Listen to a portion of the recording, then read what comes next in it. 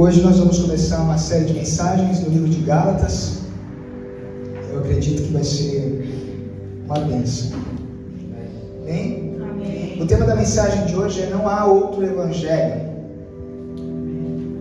Se você pegar o livro de Gálatas, a epístola de Gálatas, ela é pequena. São apenas 6 capítulos, mas ela é profunda. É uma carta extremamente profunda. E a carta aos Gálatas, ela é desafiadora. Por que ela é desafiadora? Porque ela nos leva a entender a liberdade que o Espírito Santo nos deu e a responsabilidade que nós temos com a liberdade que Ele concedeu a nós. Porém, a sua interpretação ela é algo complicado caso interprete errado. Por quê? Porque se eu interpreto Gálatas errado, eu uso um termo chamado graça barata. A gente chama isso na teologia, graça barata. A pessoa faz o que quer e acha que está tudo certo. Porque a graça de Deus não me isenta das minhas responsabilidades, também não me isenta dos pecados que eu cometo. A graça de Deus é um favor imerecido que Ele concedeu a nós, para que nós estivéssemos aqui. E é por isso que nós vencemos as nossas lutas diárias, por conta da graça que Deus concedeu a nós. A carta aos Gálatas é tão importante quanto o livro de Romanos, que foi utilizado para a grande reforma no século XVI, que Lutero usou. Esse livro desbravou Lutero para ele parar de se chicotear, para ele parar de se martirizar, achando que se batendo, os pecados dele seriam perdoados. E aí ele entende que o amor de Deus está além de todas essas coisas. Se você perceber a carta de Gálatas, Paulo não está sendo um teólogo. Paulo está sendo um pastor, cuidando do rebanho a qual Deus confiou a ele. Gálatas foi o primeiro livro, primeira epístola a ser escrita por Paulo, e o primeiro livro canônico, ou seja, o primeiro livro que foi colocado na Bíblia não foi Gênesis, foi Epístola de Gálatas. Uma nota de rodapé, o primeiro livro a ser escrito não foi Gênesis, foi Jó. Só para você decorar e guardar aí, quando alguém te perguntar. Só que Paulo, ele montou muitas igrejas neste lugar. Porque a carta aos Gálatas, diferente das outras, que Paulo escreve para Coríntios, para os Filipenses, para os Tessalonicenses, era uma igreja só. Gálatas eram mais de uma igreja. Então ele não escreveu somente a uma igreja, mas a várias igrejas que ele montou, consolidou na sua primeira viagem missionária. E aí ali chegam falsos judaizantes, falsos mestres, ensinando que a salvação agora não era mais pela graça, não era por Cristo, era mediante a lei. Ou seja, você tinha que se esforçar para ser salvo. O que isso quer dizer, pastor? Quer dizer que eles tinham que regredir, voltar à lei, sendo que Cristo quebrou todos os paradigmas.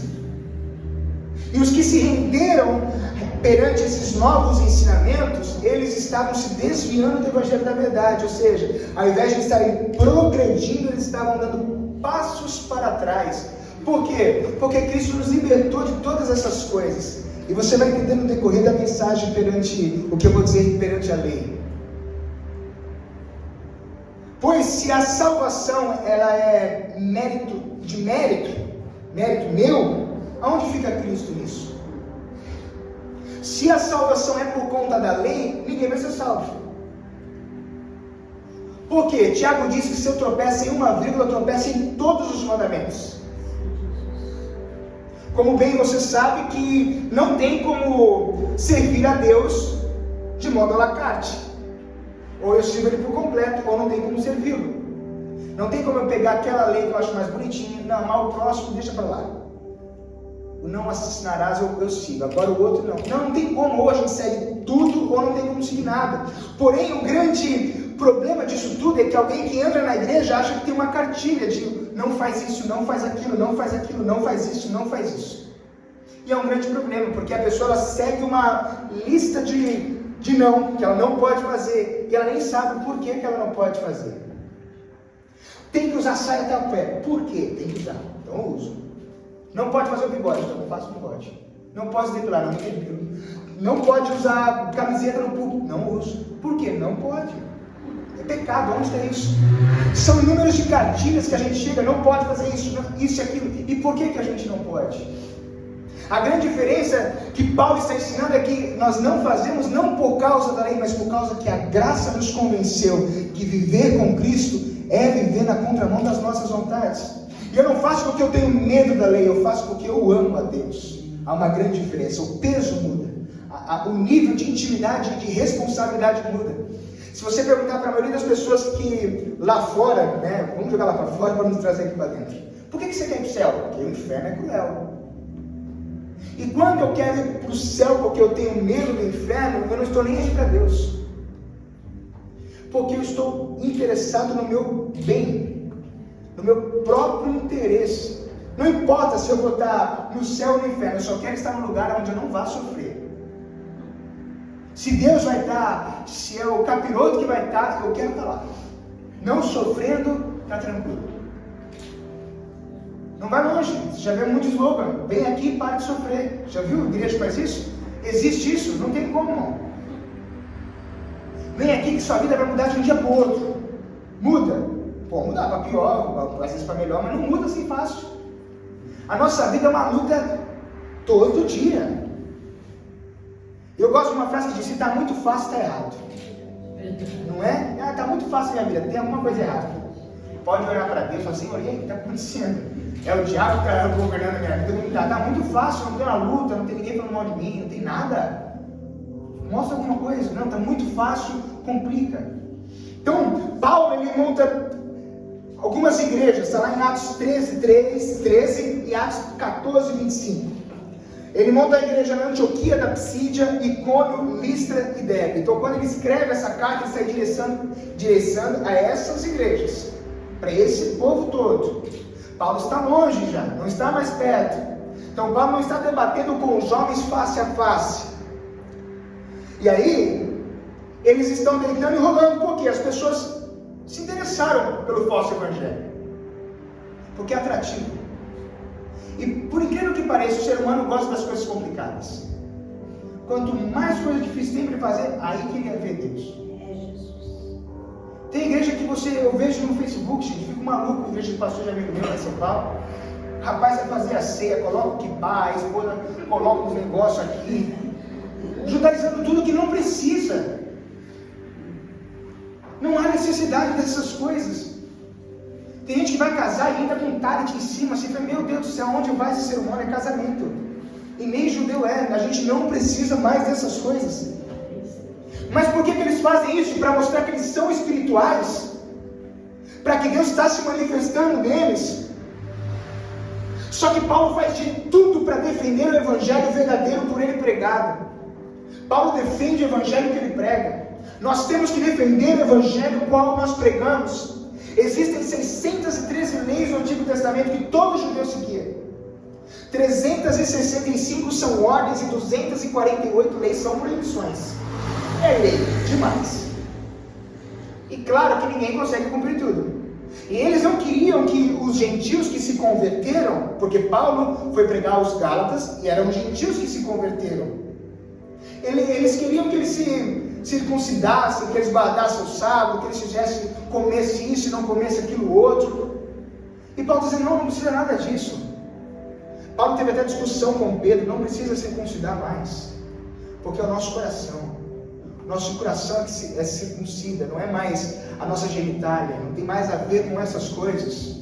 Se você ler Atos 15, tem um concílio onde Paulo está com alguns demais apóstolos discutindo essas coisas, se eles vão unir os judeus com os gentios e os gentios com os judeus. Tem que unir todo mundo, porque nós somos um povo só. Paulo entende que conciliar o judaísmo com o cristianismo é um outro evangelho, não é o evangelho genuíno. Por quê? Porque o evangelho de Cristo é puro, não tem como misturar. Você vai pegar uma água. Você gosta de tomar água misturada com café? Não é ruim. Com óleo, caiu óleo na água, você toma água? Não toma. Tem gente que não toma água, depende da marca, que vai, esse sabor não é bom não.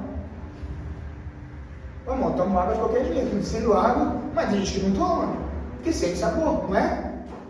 E Paulo está dizendo isso, não dá para misturar. Porque o evangelho é puro. Jesus morreu por algo genuíno. Se o que esses falsos mestres ensinavam fosse verdade, Cristo teria que ser crucificado de novo. Então, se a gente olhar o panorama que nós estamos, Cristo vai ter que morrer de novo. Ele não vai voltar para resgatar a igreja, ele vai voltar para ser crucificado.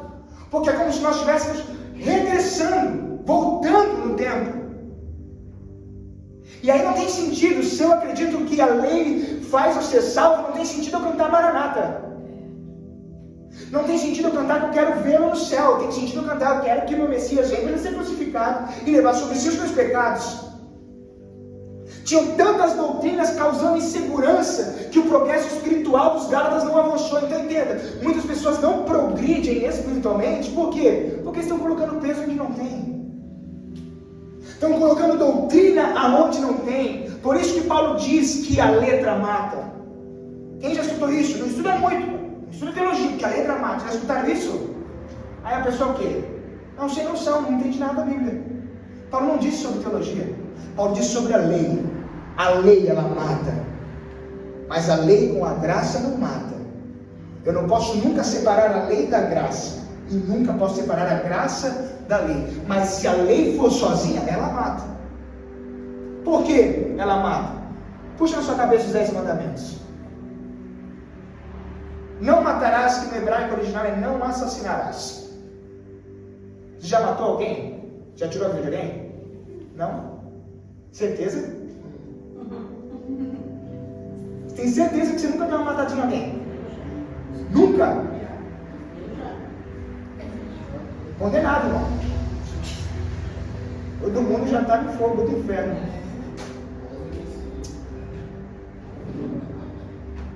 Quem já colocou outro Deus no coração? Eu não, pastor, nunca adorei outro Deus. Às vezes a gente acha que outro Deus é um outro Deus. E aí, se a gente coloca algo no nosso coração que ocupa o lugar de Deus, é a idolatria. Pecamos. Tropeçamos na lei. Não, pastor, eu amo o próximo, mas eu não amo meu pai e minha mãe. Que pessoa. Então essa letra, ela mata. Porque ela está sempre nos condenando. O Antigo Testamento, se você pegar de Gênesis a Malaquias, eles ficavam desesperados para alcançar perdão de alguma forma. Então eles tinham que levar o cabrito para o sacerdote. Tinha que ser imolado, tinha que dar do jeito certo a ovelhinha, senão não dava certo. Senão eles achavam que eles não tinham sido perdoados, porque era assim que Deus tinha ordenado. Então Paulo, indignado, ele escreve Gálatas. E aí eu quero meditar com você no capítulo 1, do verso 6 ao 10. Gálatas, capítulo 1, do verso 6 ao 10.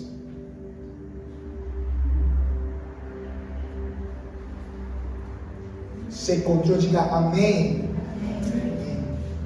Diz assim: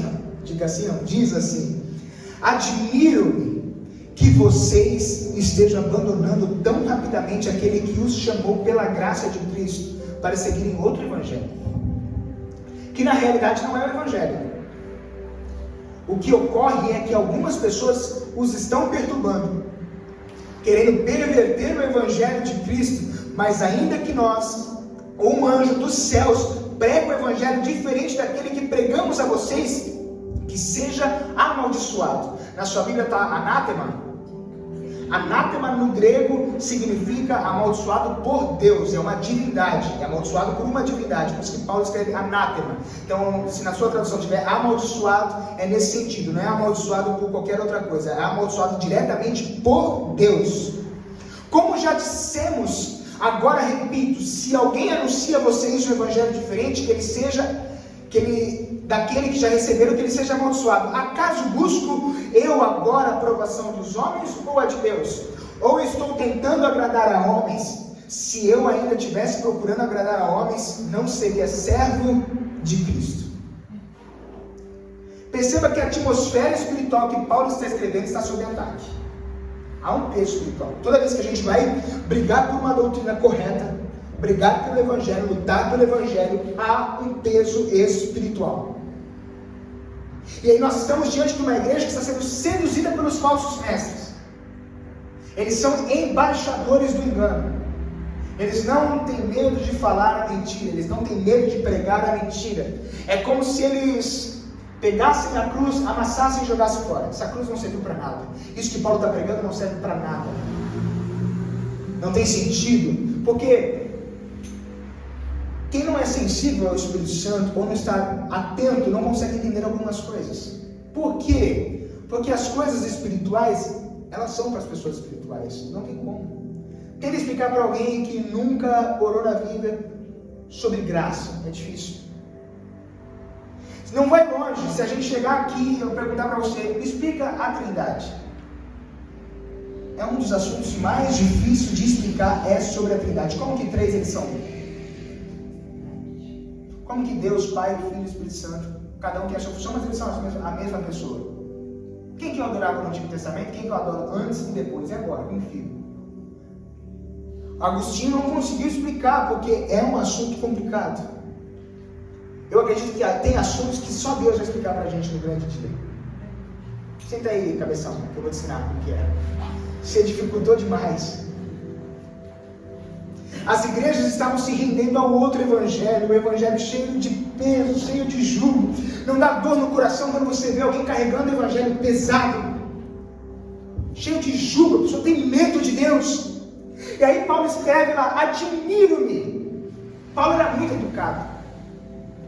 Ele escreve, admiro-me. Paulo está espantado com o que está acontecendo.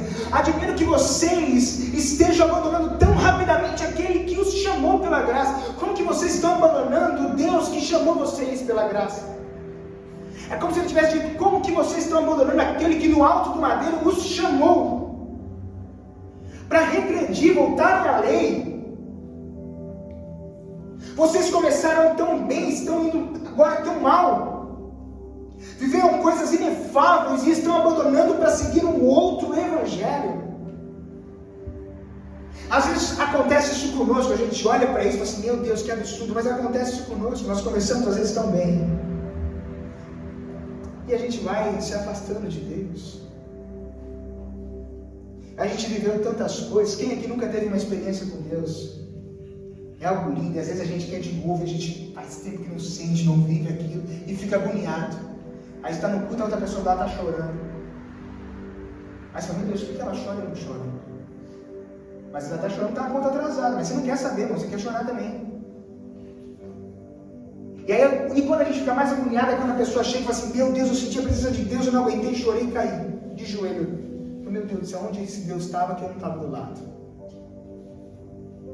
Às vezes a gente começa tão bem, mas a gente vai abandonando por outras coisas. Paulo estava espantado com a velocidade, que foi tudo muito rápido. Eles não demoraram anos e anos e anos. Eles foram abandonando o verdadeiro evangelho dia a dia. Eles foram dando passos para trás, como se eles nunca tivessem experimentado o evangelho genuíno. Paulo fica espantado com a inconstância dessa igreja. Inconstância é um mal. Acredito que desde que o mundo é mundo, tem a inconstância é algo complicado, porque Paulo diz ser de firmes e constantes. Porque a inconstância era algo que fazia parte do passado, faz parte agora e fará parte até que Cristo volte. Se você pegar do primeiro capítulo até o 6, você não encontra um elogio nessa carta. Você não encontra um agradecimento, nenhum louvor que Paulo faz. Paulo não deu graças a ele.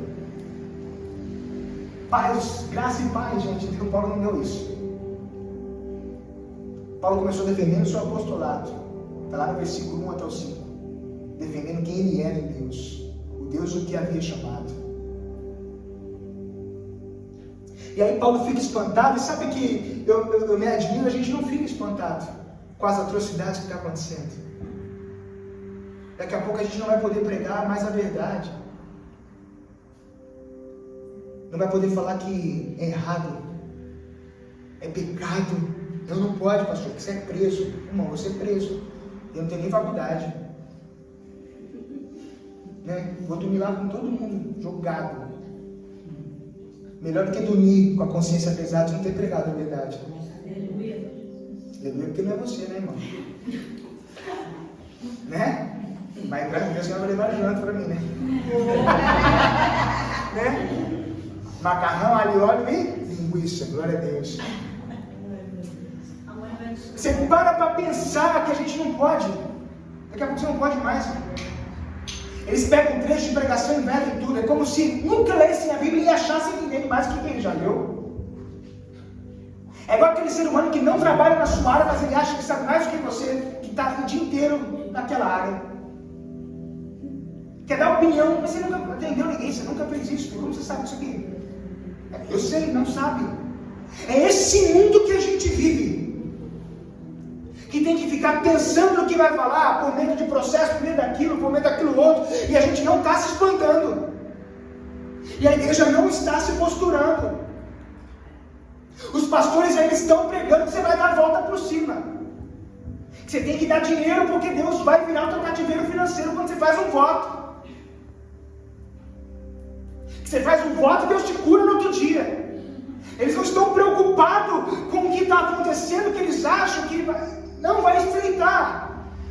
E o que vai manter a gente firme não é as promessas que os homens fazem nos púlpitos, é a verdadeira palavra, é o evangelho genuíno, que quando o grande dia de dificuldade, tribulação chegar, nós vamos estar firmes, aonde? Na palavra de Deus, sabendo que Ele está conosco. Aleluia!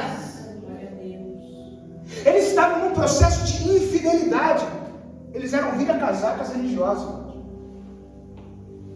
E quem é corintiano sabe que nunca viraria palmeirense. Eu não esqueço, só Palmeiras eu não torceria para nenhum time. Fico louco com aquele time. Nunca vou ser vira-casaca. E eles fizeram isso.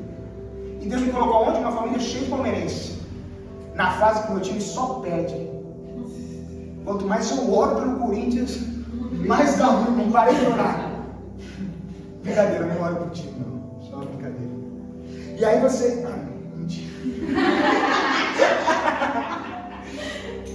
Orar não, mas fiquinha a gente tem que fazer, alguma coisa tem que fazer, né? Eram vira-casacas, eles viveram coisas lindas. Aí eles estão abandonando o evangelho da graça e se agarrando no evangelho das obras. Porque quem é salvo, quem faz? E vou te fazer uma pergunta. Quem vai ser salvo? Quem mais faz. E Deus está onde nisso? Precisa de cruz? Precisa de morte? Não. Se for assim, todos os judeus vão ser salvos. Por quê? Porque eles têm muitas obras, são muito generosos, fazem muitos sacrifícios. E aí ele diz, outro evangelho, para qual não é o verdadeiro evangelho, ou o evangelho verdadeiro. Aqui é um trocadilho de palavras. No grego há dois tipos de palavra outro. A primeira palavra é héteros, que significa substância diferente, outro de substância diferente, e a outra palavra é alus, que é da mesma substância, é outro da mesma substância. A palavra outro que Paulo usa é héteros, que quer dizer, é outro de substância diferente, não é o mesmo, não é puro igual ao nosso, não é puro igual ao que Jesus me deu no discipulado de 3 anos na Arábia, não é o mesmo, é outro. Não é o evangelho de Jesus que me encontrou quando eu estava no caminho de Damasco, que fez eu cair no chão, que me encheu do Espírito Santo, que me curou da minha maldade. Não é esse. É um outro evangelho com uma outra substância. O verdadeiro evangelho é o da graça. Qual é esse evangelho da graça? Que a salvação só vem por meio de Cristo. Que Cristo crucificado e ressurreto. Não tem outro meio de ser salvo. Pastor, morri e não me batizei. Se você crer em Jesus, você é salvo. O batismo é algo, uma ação de confissão de fé que nós fazemos. Mas a nossa salvação é por meio de Cristo, que nos salvou, que nos alcançou. Paulo está jogando no peito deles e no ventilador. Não depende de nós. Não tem o que vocês façam. Se não for Cristo, nada mais. Por isso que é um cinco solas. Somente Cristo. Nada mais. Pastor, é Cristo alguma coisa? Não existe isso. Somente Cristo. Não adianta vocês proclamarem a fé em Cristo e achar que não for pela lei não há salvação. Que Cristo é esse? Está adulterado. Pastor, mas eu canto Cristo, Cristo, Osana, Osana nas alturas, mas eu não consigo abandonar o peso da lei, o jugo da lei. Eu me martirizo quando eu tropeço na vírgula. Mas por que você está tropeçando? Porque você não está vivendo na graça. Você está com medo da chicotada. Está com peso desnecessário. Cristo trouxe você para a liberdade. Para a liberdade, Cristo nos libertou. E eu acho fantástico, Paulo diz, Ele me trouxe para a liberdade, mas nele eu sou escravo. É uma liberdade que nos faz ter um relacionamento diferente com Cristo. Ele nos traz para perto, a ponto que a graça dele nos habilita a vencer desejos, vontades, fraqueza e te constrange ao arrependimento. É muito mais fantástico você ser constrangido ao arrependimento que você dizer perdão, Senhor, por medo de ter que pagar penitência. Porque a graça ela nos constrange. A ponto de a gente pensar assim, por que eu fiz isso? Com quem eu não poderia fazer? Por que eu errei com Deus, com Cristo que fez o sacrifício perfeito? A cruz é o sacrifício perfeito. Olha que fantástico isso. A cruz antigamente, na época de Cristo, era uma morte de vergonha. Todo mundo tinha vergonha de morrer na cruz, mas Ele fez da vergonha a nossa maior honra e louvor. É por causa daquela cruz que nós agradecemos a Ele. Quando falamos que a lei não salva, eu não estou excluindo a lei. Não me interprete mal. A lei nós caminhamos junto com ela. Mas a graça nos ajuda a viver e vencer essas coisas. Nem Jesus excluiu a lei, por que nós vamos excluir? Se eu excluo a lei, eu vivo num algo chamado também atualmente de hipergraça. Você faz o que você quer. A graça, agora Jesus, ele é só Jesus do love, conhece? Jesus do amor, da paz. Parece Bob Marley, só paz e amor. Você faz o que você quer. Maltrata todo mundo, pisa todo mundo, mata todo mundo, peca à vontade. Jesus está sempre dizendo, não, é tranquilo. A graça não nos isenta da correção de Deus. A graça não nos isenta das nossas consequências. Mas é pela graça que nós somos levados a entender que Cristo morreu por nós e nós precisamos nos arrepender. E aí fica mais fácil você amar o próximo. Porque você entende pela graça que Cristo te amou sem você merecer. Porque isso é graça, é um favor imerecido. Se eu vivo de um evangelho que é por obras, eu não mereço nada. Quer dizer, eu mereço por causa das minhas obras, mas eu vivo o evangelho que eu não mereço. Por isso que Cristo morreu por mim, porque nós não merecíamos estar aqui. Nós não merecíamos a salvação. Nós não merecíamos absolutamente nada. E aí é mais fácil de eu amar o próximo. Por quê? Porque eu entendo, se eu não merecia, o próximo não merece, Deus me amou, logo eu amo. Por que eu não estou em cima da mulher do próximo? Porque eu amo a Deus e a graça me dá domínio próprio. Por que eu não mato? Porque a graça me deu domínio próprio. E a consciência de eu não tirar a arma. De não fazer nada. Se é contra a arma, não, mano, da minha consciência. Se você quiser, você pode ter, não tem crise por isso não. Mas se a gente não tem domínio próprio, sabe, a gente se mata. Você pode orar, irmão, você pode fazer jejum. Tem gente que se deixar no mercado tá com carrinho. Você quer ver eu ficar me controlando é com gente lerda. Nossa, colocou gente lerda na minha frente, é Deus me tratando, mas na hora eu não percebo que é Deus me tratando.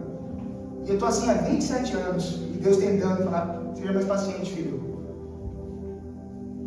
Ontem a gente foi no lugar em caixa, tinha 4 pessoas, a gente fiquei 20 minutos, ela não conseguiu passar 4 pessoas rápido. E eu falava para a Vitória, meu Deus do céu, o que está acontecendo aqui?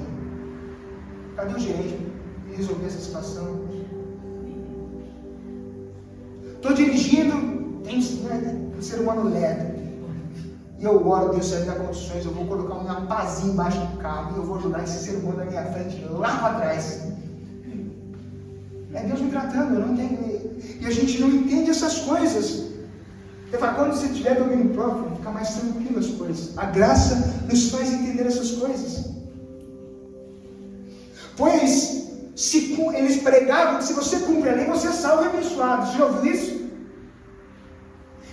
Vamos ser sinceros, vamos trazer para os nossos dias. Se você dá dízimo, você gasta dinheiro com remédio? Não gasta. Não é isso que eles pregam? Se você der o dízimo, você não vai gastar dinheiro com remédio. Então, irmão, todo dizimista não era para ter doença. Os crentes eram para ser o mais saudáveis possíveis. Não é verdade? Ou eu sou maluco? E ninguém consegue pensar nisso? Dá um voto de R$1.000, irmão. Diante de Deus, já vi uma pastora. Faz um empréstimo e dá esse voto que Deus vai me dar seu cativeiro. Fazer empréstimo para dar voto. Olha o nível que estão as coisas. Mas para a gente está tudo normal. Aí você abençoa, dizimei e ofertei. Tudo que você tinha. Você está pensando, agora você é abençoado. E não é. Você joga a culpa para quem? Para o pastor ou para Deus? Para Deus, irmão. E olha que loucura. A gente serve um Deus santo, puro, e a gente retira do homem a safadeza que ele fez e joga para Deus. E Deus não está nem aí com nada. Deus, você não precisa fazer isso não, filho. Pastor, você é contra? Não, a gente dizima, a gente oferta, a gente é generoso, não tem problema com isso. Mas você nunca vai chegar aqui e vai dizimar, porque eu vou colocar na sua cabeça, se você dizimar, você não vai gastar dinheiro com o seu carro quebrado. Quanto mais eu dizimo, mais meu carro quebra, irmão. Meu Deus do céu. E aí Deus está ali. Por quê? Porque Deus supre nesse percurso. É isso que faz a vida de alguém que é fiel a Deus. Deus vai nos suprindo nas outras coisas. E aí eles estão pregando o evangelho que se você abençoa ou você segue as leis, não precisa ter medo do inferno, porque você não vai para o inferno. Inverter o evangelho é infidelidade a Deus. Eu sou infiel a Deus. Quando eu inverto o evangelho, eu sou infiel a Deus. Olha o que ele diz também. Se alguém anuncia a vocês um evangelho diferente daquele que já receberam, que seja amaldiçoado. Ele trouxe tanto para ele quanto para os anjos. Se for apóstolo, se for anjo, que seja amaldiçoado. Ele se colocou na frente. Ele disse assim, em outras palavras, é como se ele estivesse dizendo, se eu estiver pregando um evangelho diferente, que eu seja amaldiçoado. Mas se eles estiverem pregando o evangelho, que eles sejam amaldiçoados. Porque eles estão invertendo o evangelho que é de Cristo, não é meu. Amaldiçoado seja quem prega um evangelho diferente. Amaldiçoado por quem? Pelo próprio Deus. Porque o evangelho é maior que o apóstolo. A mensagem é maior que o mensageiro. O evangelho é maior que a igreja, é maior que todos nós. É simplesmente o evangelho que ele é poderoso. E aí eu não posso adulterar aquilo que nasceu para nós ser puro. Ninguém tem o direito de adulterar a mensagem do evangelho, nem anjo. Por isso que, se você olhar as outras seitas, as seitas que existem, é tudo anjo que falou com eles. Sabia? Testemunho de Jeová, foi um anjo que apareceu. Os mormons, foi um anjo que apareceu. O Espírito foi um anjo. Sempre é um anjo que aparece. E aí eles estão trazendo um outro evangelho, que não é o evangelho de Cristo. Que é o evangelho pela fé, mediante a Cristo que nos salva. Não adianta você ter sinais, prodígios e maravilhas. Isso não valida a mensagem. Você pode ir num lugar e ser curado. Se a mensagem não for cristocêntrica, não vale de nada. A cura não valida a mensagem. Amaldiçoado é tanto o mensageiro quanto a mensagem que estava adulterada. Então ele está amaldiçoando ambas as partes. Tanto o mensageiro quanto as mensagens que saíram da boca daquele mensageiro. O evangelho, Paulo está querendo dizer em outras palavras, ele é puro e simples, porém extremamente poderoso.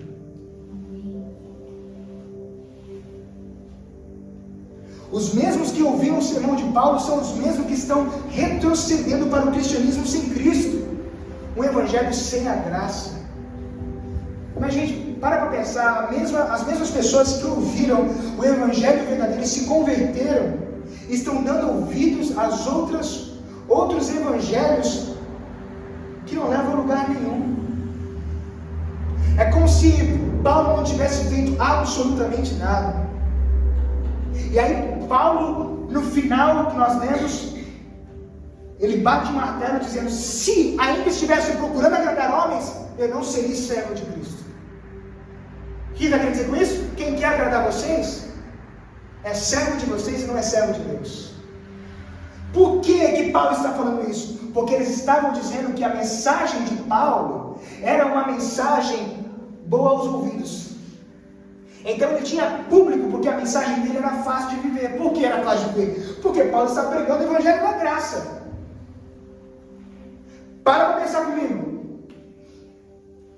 No Antigo Testamento, o não adulterarás, você tinha que ser pego em flagrante. Sim ou não? Sim. Na graça, pensou, lascou. Olhou, desejou, lascou. Qual que é mais fácil? Da lei. Porque você consegue esconder. Agora o da graça é como se a sua mente tem um Deus onisciente que ele sabe o que você está pensando. Ele sabe qual a intenção do seu coração. Ele sabe onde você foi com essa cabeça. Ele sabe até o que você fez. E o que é abismado é que você não fica nem chocado quando a gente pensa uma atrocidade dessa. Os mestres judaizantes diziam que Paulo era como se fosse um coach hoje em dia. Ele fala a mensagem gostosas aos ouvidos, que massageia sua alma, o seu ego. Por isso que ele conseguia trazer gente, por isso que ele conseguia trazer multidões, por isso que muitos se rendiam a Cristo, porque era um evangelho fácil. Eles atacaram o seu apostolado, sua mensagem, seu caráter e sua motivação. Então Paulo está dizendo: eu não tenho compromisso com homens. O meu compromisso é com Deus, eu sirvo a Deus e prego o evangelho da salvação. E nada mais, somente isso. Afinal, quem prega a verdade causa comissões. Uma vez eu não tive muita sabedoria, fui pregar numa igreja que me convidou para campanha. E na época eu estava meio maluco. Fui pregar na campanha, mas eu acabei com a igreja. E aí quando você amadurece, você pensa: eu não deveria ter feito aquilo. Por que eu não deveria ter feito aquilo? Porque eu fui na igreja como visitante. Vou querer mudar um sistema que está, sei lá quantos anos daquele jeito. O que basta é só pregar a verdade do Evangelho. Porque a verdade do Evangelho por si só, ela confronta o sistema. Ela vai na contramão de quem nós somos. Se você lê a Bíblia com o coração aberto, com os olhos bem fixos, te confronta. Porque quem vive na liberdade do Espírito Santo não está preocupado com opiniões ou acusações. Era como se Paulo estivesse dizendo: eu não tenho reputação. Por isso que o meu compromisso é exclusivamente com Deus. É por isso que Paulo pergunta: procuro eu o favor dos homens? O que eles têm a me oferecer? Vocês acham que eu quero o favor desses homens que estão querendo jogar vocês na lei, a qual antes eu matava por conta disso? E Cristo me encontrou no meio do percurso. Você acha que eu vou querer regredir igual vocês? Que viveram coisas lindas? Que favor que eles têm a mim? Que favor que eles têm para me oferecer? Porque quem vive uma vida para agradar homens, prega o evangelho que agrada homens. É a mensagem fast food. Você quer? Toma. Ele olha e pensa: a igreja precisa disso. É isso aí. Tempo de cantar chegou, toma. Você é contra? Claro que não. Se está na Bíblia, não tem como ser contra. Mas o que eu não posso é fazer da Bíblia o meu cardápio dominical. Esse tipo de mensagem atrai gente. Irmão, se a gente pregasse só vitória, só vitória, só vitória, tivesse cura, e isso, aqui todo domingo, você acha que essa igreja está pequena? Ela está grande. Porque ia todo mundo se divulgando. Eu fui lá e fui curado no domingo. Aí outra, fui lá e fui curado no domingo. Fui lá e fui curado no domingo. A mensagem era uma bênção. Porque ela é confortável.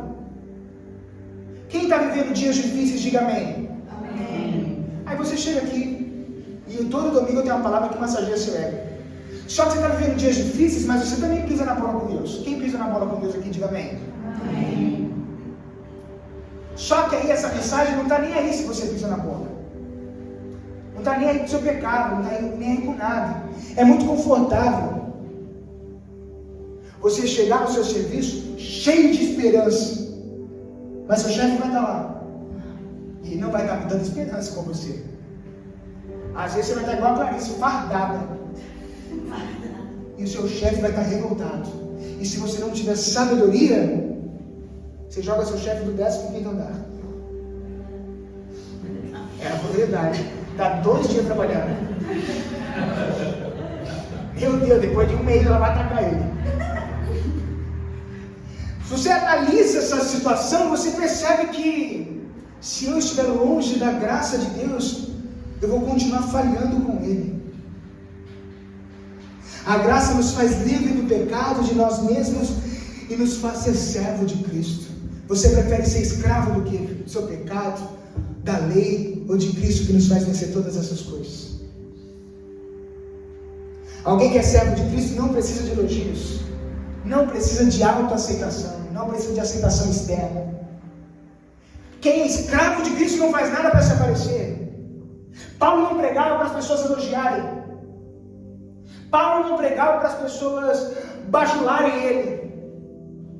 Paulo pregava o evangelho, pronto e acabou. Não, mas a pregação foi, eu quero saber se a pregação foi boa. Ele não fazia essas perguntas, provavelmente. Eu faço, Paulo não fazia não. Eu já contei aqui que John Bunyan, depois que ele saiu da prisão, sei lá de quantos anos, ele foi pregar, uma senhorinha foi elogiar a pregação. Ele falou, John, né? Era íntima dele, provavelmente. Que pregação abençoada. Foi uma irmã, é a segunda pessoa que me diz isso. Ela é sério, sério. A primeira foi o diabo. Não queria elogio, não precisava de elogios. Você faria isso? Claro que não. Não precisava ser tão delicado. Mas ele estava querendo dizer assim, não preciso de elogios. Eu estou pregando o evangelho. Eu faço para Deus, eu não preciso de elogios. Eu não estou procurando holofotes. Paulo não está procurando holofotes. Paulo não estava procurando seguidores. Paulo não queria bombar o seu Instagram, se fosse hoje em dia. Olha o Instagram de gente famosa, de pastor famoso. Todo mundo quer ser pastor. Você vê pastor entrando num Fusca? Você vê? Não, é nave. Ele fala, liga, o carro liga. Anda. Freia, sozinho ele freia. Tem uma configuração lá que sei lá o que acontece. Meu carro ele não freia sozinho, só quando ele para no outro. Aí não freia. Esses carros freiam sozinhos, todo mundo quer ser isso. Porque eles estão vendo o que a imagem está vendendo. Só que eles não estão acompanhando um pastor que está no sertão, que não tem água para beber às vezes, se lasca para ir pregar. Ele não quer ser esse pastor. Ele não quer ser o pastor que está lá na África, o missionário que está lá na África, que foi enviado para a igreja falou que ia ajudar ele financeiramente, não ajuda mais. E aí ele ora para comer, está comendo rato, porque lá na África eles comem rato. Não quer ser esse pastor. Ele quer ser o pastor que tem sei lá quantos mil seguidores, que a igreja bomba, e ele posta a foto da mesa depois de tudo. Você é contra isso? Claro que não, mas ele vende uma imagem. E aí a pessoa não quer o pastor, ela quer aquela imagem. Sou a favor de receber bem quem prega, irmão, não estou nada contra disso. E quem me conhece sabe. Mas pensa comigo, o pastor, quero pensar, o pastor na África comendo rato frito, e o outro pastor comendo risoto de camarão, você vai querer o quê? O pastor não gosta de risoto de camarão, pensa que você gosta, né? Você vai querer aquilo. Você vai querer aquele evangelho. Você vai querer aquela vida.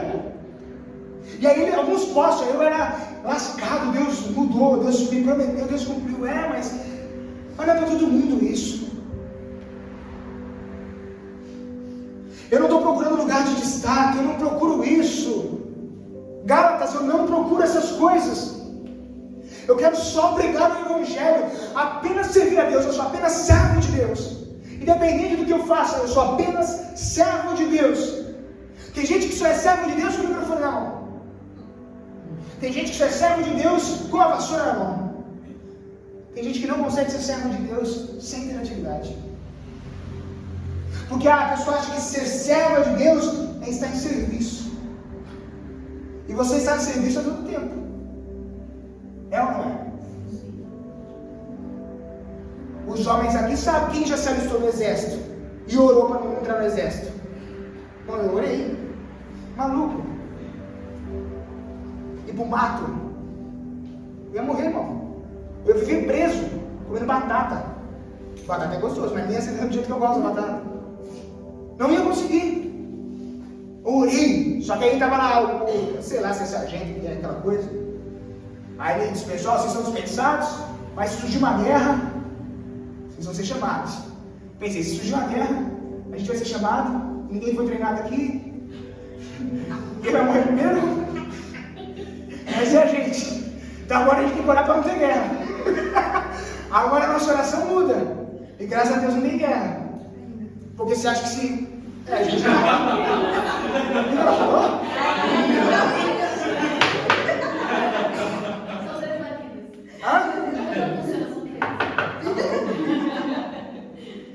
Não, se me convocar, eu chamo você. Vai você. Você que desejou a guerra. Eu vou ficar aqui, ó, orando. Nasci para orar, irmão. Mesmo que tenha multidão contra, quem está em Deus sempre está em maioria. Não deixe de falar a verdade do Evangelho. Não deixe de viver o verdadeiro Evangelho. Não deixe de ser uma dinamite na mão de Deus. O Evangelho é o poder de Deus. O mundo não vai melhorar. Você já sabe que eu sou bem pessimista. Mas o Evangelho tem poder de alcançar mais pessoas. E a gente parte para o fim, para a conclusão do sermão. Porque talvez nós estejamos igual aos Gálatas. Não somos mais os mesmos. Quem nunca regrediu? Se Paulo hoje fosse escrever uma carta para você, como ele escreveria essa carta?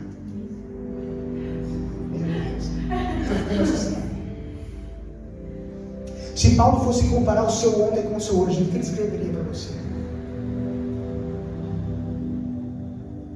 Eu gosto muito da mensagem de Jó, embora eu acho que eu preguei uma vez só na vida sobre Jó. Mas para mim Deus faz uma pregação de Jó ao diabo. Está vendo meu filho Jó? Ele é íntegro, ele é reto, ele é inteligente. Se Deus fosse pregar para o diabo agora ao seu respeito, o que ele pregaria? Quais seriam os tópicos do sermão de Deus ao seu respeito? De Jó foi integridade, foi retidão, foi fidelidade. Qual seria o sermão que Deus ia dizer assim, Satanás, senta aí, abre a sua Bíblia aí, agora eu vou pregar para você. Está vendo o Mateus Luciano? Ele é isso, ele é aquilo. Estamos nos cansando porque não estamos fazendo a nossa obra, porque a obra de Deus ela não cansa. Quando nós estamos firmes e fincados em Deus, mesmo que você esteja com um monte de atividade, ajudando um monte de gente, você deita na sua cama e pensa, glória a Deus, eu estou cooperando para o reino de Deus.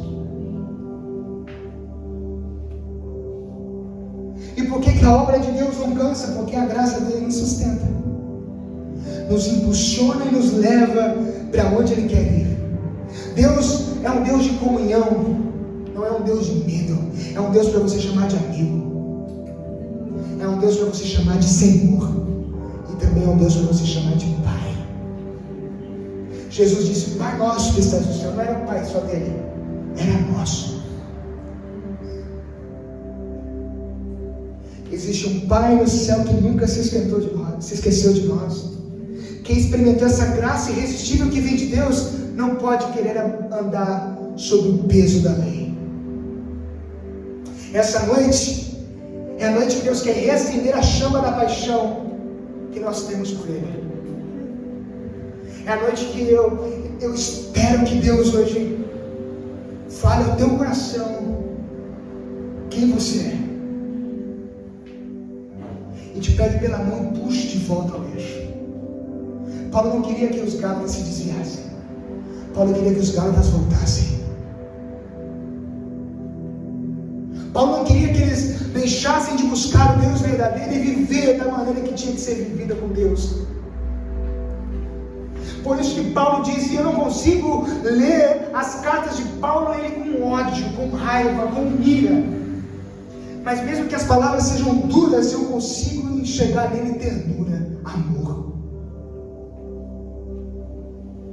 Se ele pudesse usar uma palavra de um sinal de perplexo, qual que ele usaria ao teu respeito? Eles admiram-me vocês, que foram alcançados por aquele que deu a graça. Vocês estão retornando. Admiro-me vocês. É como se colidisse conosco, porque eu não consigo ler a Bíblia e jogar só naquele tempo. Eu jogo para mim. É como se eu estivesse lendo. Admiro você, Mateus, que está tão longe achando que está tão perto.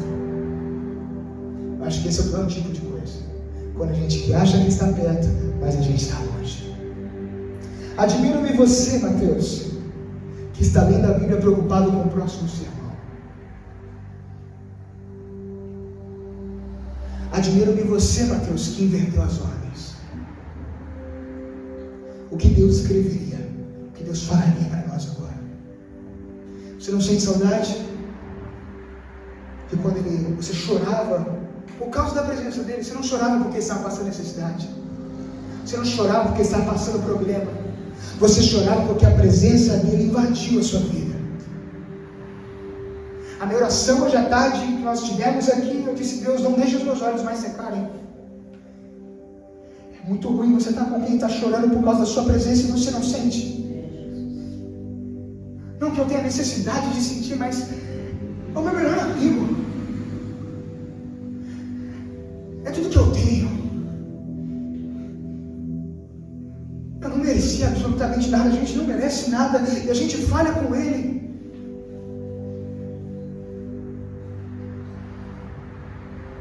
Um tempo atrás a gente estava conversando com os jovens aqui sobre dons, e eu trouxe uma reflexão sobre Timóteo, que ele diz, Paulo diz: Timóteo, desperta o dom que é em ti. E à tarde, eu estava meditando nesse texto, naquele dia, eu disse: Deus, me dá dons novos. E Deus disse: para quê?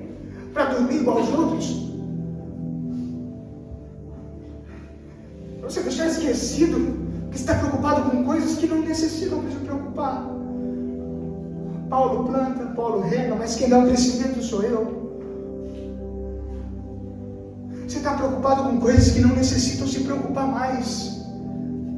Porque Jesus diz: buscar primeiro o reino de Deus e a sua justiça, e as demais coisas vos serão acrescentadas. E Jesus diz: por que andeis ansiosos, se Deus veste as aves dos céus? Não vai cuidar de vocês? Se o Deus que está nos céus, Ele é perfeito, Ele é santo. Olha os pais, se o filho pede pedra, o pai da pedra, não dá pão. Imagina Deus que é santo. Porque está distante de que nós tínhamos que estar perto. Porque nós não clamamos para Deus fazer de novo em nós, como um dia Ele fez. Isso não é um convite só para você, é um convite para mim, é um convite para nós. Porque às vezes a gente está preocupado com outras coisas. Não existe outro evangelho a não ser o evangelho da cruz. E o lugar mais alto que a gente pode chegar é aos pés